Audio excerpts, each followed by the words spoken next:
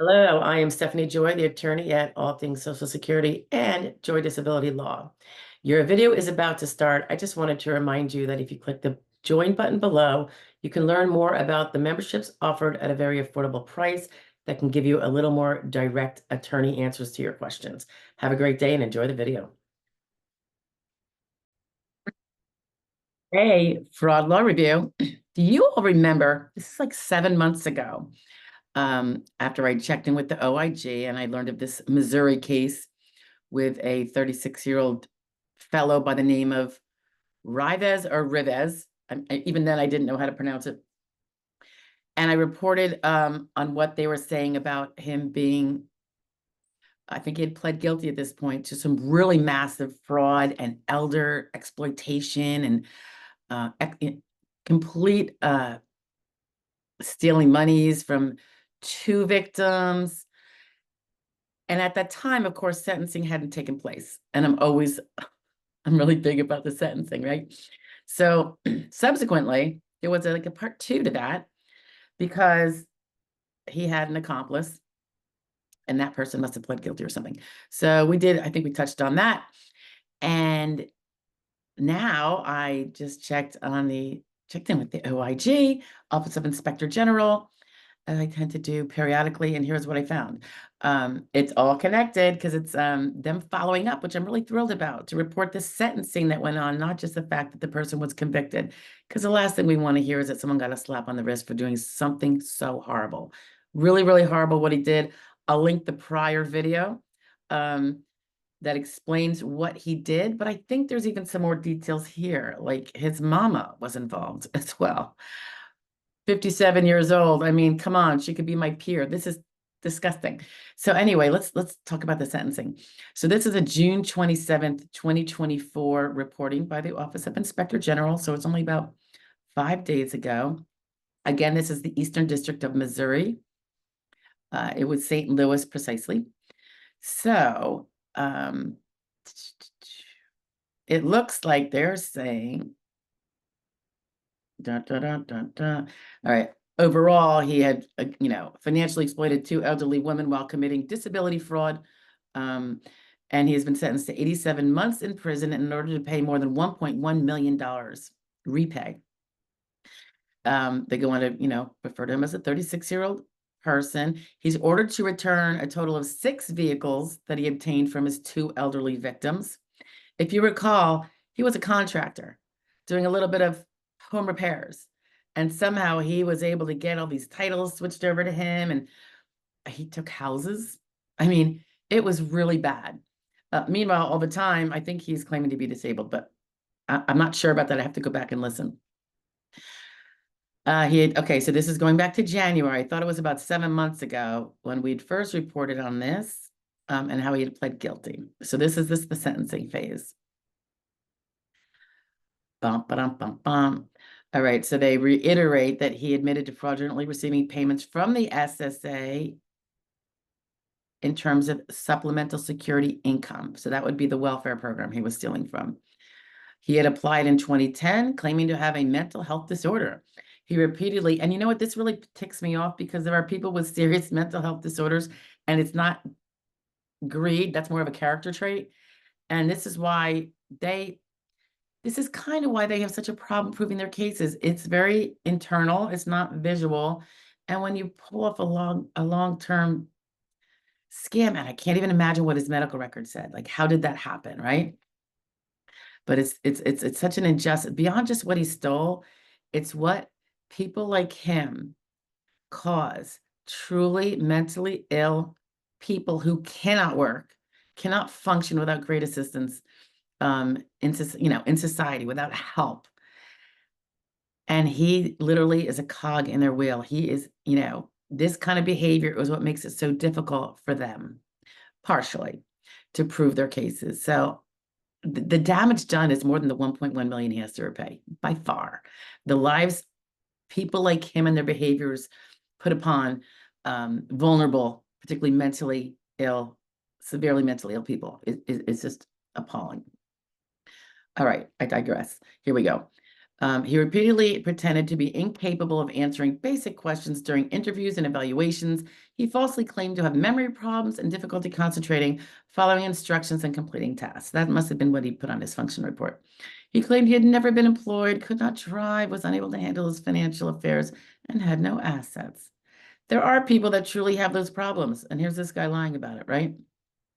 He admitted to concealing his employment in the construction and tree trimming business, his participation in competitive mixed martial arts, his ownership of houses and vehicles, and his receipt of more than $721,000 since 2021.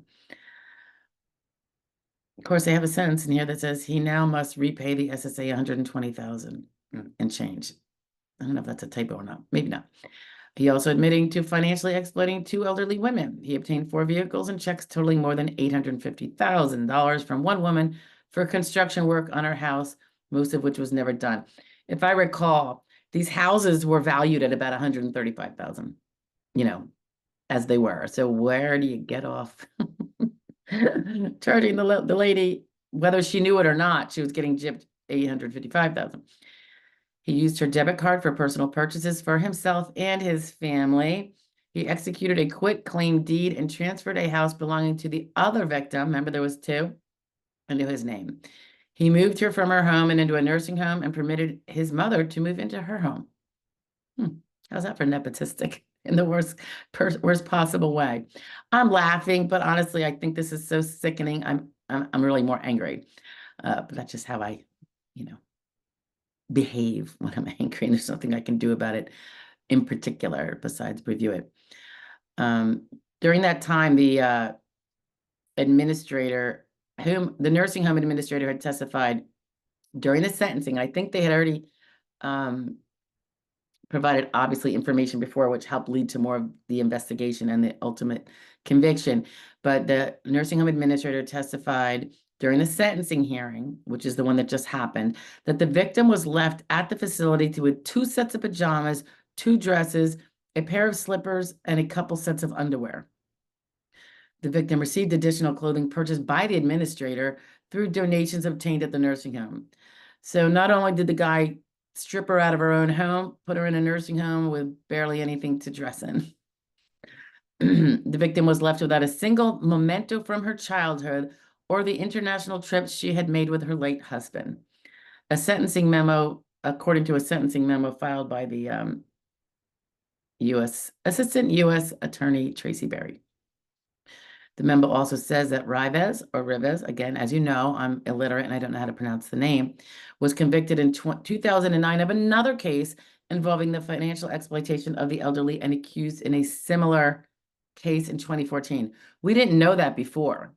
I think that prior reporting from 7 months ago was just about this case, but it turns out he has quite a record, convicted in 2009 of another case involving financial exploitation of the elderly. What's interesting is he's been doing this round since like 2010, if I recall. So when he got convicted in 2009, sounds like he didn't get much more than a slap on the wrist, if anything. Because how is he out there doing it again a year later? Pathetic. We've got to lock these people up. Menace to society. I don't care if he's not pulling guns on people or, beating people up or anything like that. The violent crime is a whole another issue, yes. But these parasites, in my opinion, have got to be removed from freely accessing the streets and people. End of story. That's just my opinion. Okay. And a similar case in 2014, elderly people again. So there's 2 prior, although one of them seems to have been going on simultaneously with the 2010 startup. Or maybe they're referring to the other victim. That could be. I don't know. But certainly there's a 2009 conviction. Sorry, judge, whoever at that time gave him a slap on the wrist. What were you thinking? Well, because he was young. He was in his 20s. Who cares? Over 18. Okay. So in this case, he's ordered to pay restitution of over $1 million. And this is what he talked about his mom. Zella Rives, age 57. Shame on you, Zella. Admitted helping her son with the disability fraud. Now, Austin James, a Jefferson County contractor, had also pled guilty. I think that was our part 2. I think part 2 might have been about Austin. He had pled guilty and admitted aiding Rives with defrauding one of the victims. But neither Zella nor Austin apparently have been sentenced. Let's see. Yep. That's about it with the details, guys. But he is getting, as I mentioned in the beginning, 87 months in prison in order to repay more than 1.1 million. So the only question I guess I have is, so what is that, like 7 years in prison? Is there a possibility of getting out before the 7 years is done? Does a third come off? I mean, he still gets 5 years or so, but I kind of think he doesn't deserve to get out at all. Just me. And I know that's really horrible to say because he's a young man and such, but this is a habitual offender. He does not care about other people, obviously. Is that sociopathic? I'm guessing he probably is. And what happens with sociopaths? I don't know. I mean, if they're not squeamish to certain bodily fluids, they might become violent. I don't know. I'm just throwing it out there. But either way, without that, he is a menace to society. He has ruined lives. He essentially, I don't want to say the word torture because that might be over exaggerating, but to take a lady out of her home, put her in a nursing home with two pairs of underwear and none of her mementos from her life. I mean, that is such a disregard for human life. I can't even speak. Okay, that's it. So I guess this is part 3, guys. We'll see if there's more. That was a big one. All right. Take care, and I'll talk to you next time. Bye-bye.